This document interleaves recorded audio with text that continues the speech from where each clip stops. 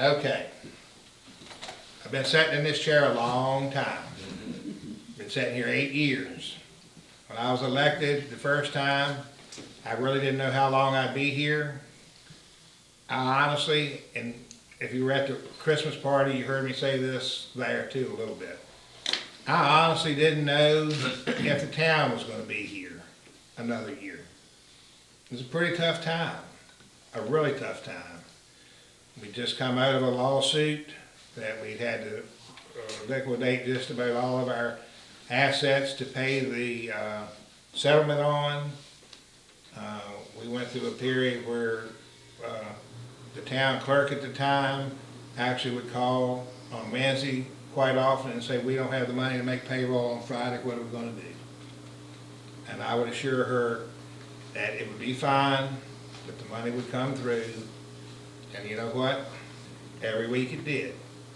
Our employees never went without a paycheck.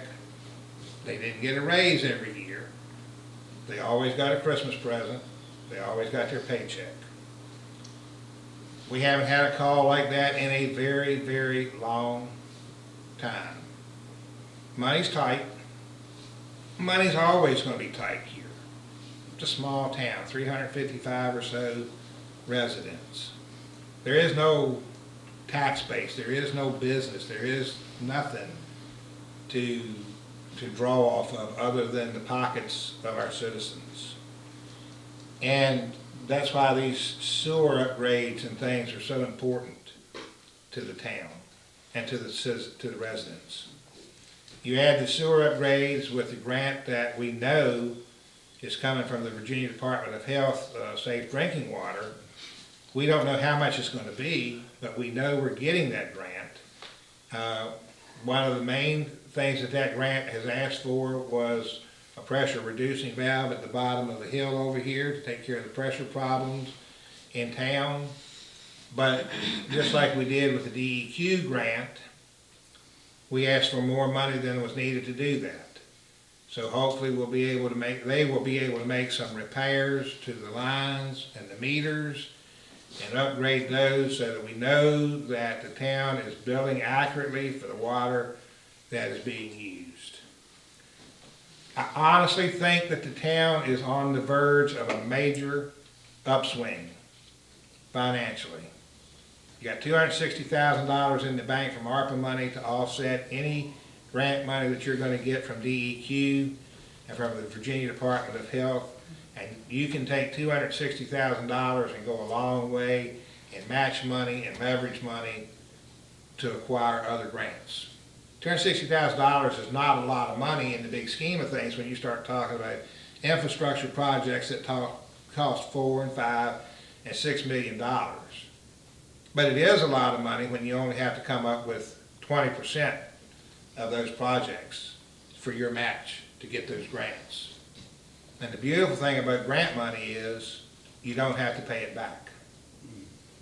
And once you get started and you get the grant money and you start reducing your overall sewer expenditures and improving your water collection rates and collecting the money for the actual gallons that you're purchasing, and you improve your financial situation, then you can take the next step and move into the acquisition of low to no interest loans with loan forgiveness provided by the state after 1 year or a year and a half of on-time payments to accomplish the rest of your repairs and upgrades. So I think really the town is sitting in a pretty good financial position right now. Wendy's paying the bills. I don't know if you remember or not, but when we first started, when we asked for a motion to pay the bills, we would have to say, as the money becomes available. We didn't have the money in the bank to pay the bills. She had to piecemeal it out. They had to piecemeal it out. We don't have that problem now. The money's there to pay the bills. It's a break-even money. There's no money put back for rainy days other than the infrastructure money that you've got, but at least that money's in the bank. And if we had a major water leak during this huge freeze we had, which thank goodness we dodged that bullet. We had no problems whatsoever. I was just waiting for the sheriff's department's phone call, but didn't happen. So But I knew that we had that money in the bank that we could use. Years past, I would sit there and wait for the sheriff's department's call, which came often.